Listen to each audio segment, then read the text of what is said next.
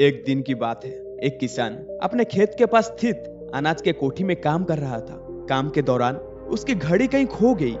वो घड़ी उसके पिता द्वारा उसे उपहार में दी गई थी। इसी कारण उससे उसका भावनात्मक लगाव था। उसने वो घड़ी ढूंढने की बहुत कोशिश की। कोठी के हर कोना कोना छान मारा, लेकिन घड़ी कहीं नहीं मिली।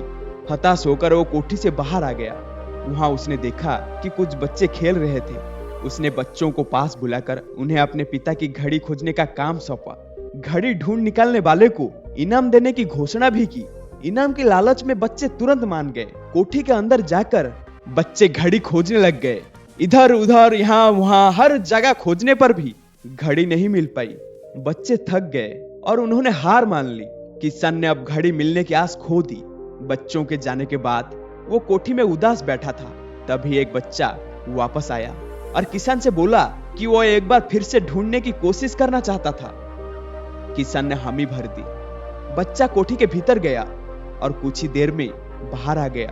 उसके हाथ में किसान की घड़ी थी। जब किसान ने वो घड़ी देखी तो वह बहुत खुश हुआ। उसे आश्चर्य हुआ कि जिस घड़ी को ढूंढने में सब नाकामयाब रहे, उसे उस बच्चे ने कैसे ढूंढ निकाला। पूछने पर बच्चे ने बताया कि कोठी के भीतर जाकर वो चुपचाप एक जगह खड़ा हो गया और सुनने लगा।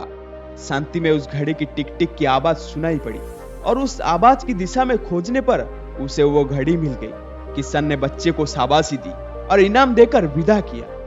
दोस्तों, इस कहानी से हमें यह सीख लेनी चाहिए कि शांति हमारे मन और मस्तिष्क को एकाग्र करती है और यह एकाग्र मन स्थिति जीवन की दिशा निर्धारित करने में सहायक है।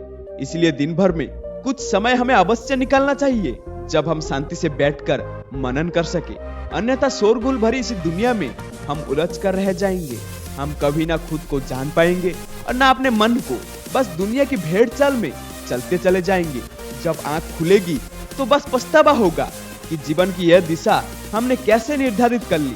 हम चाहते तो कुछ और थे, जबकि वास्तव में हमने तो वही किया जो दुनिया ने कहा। अपने मन की बात सुनने का तो हमने समय ही नहीं निकाला।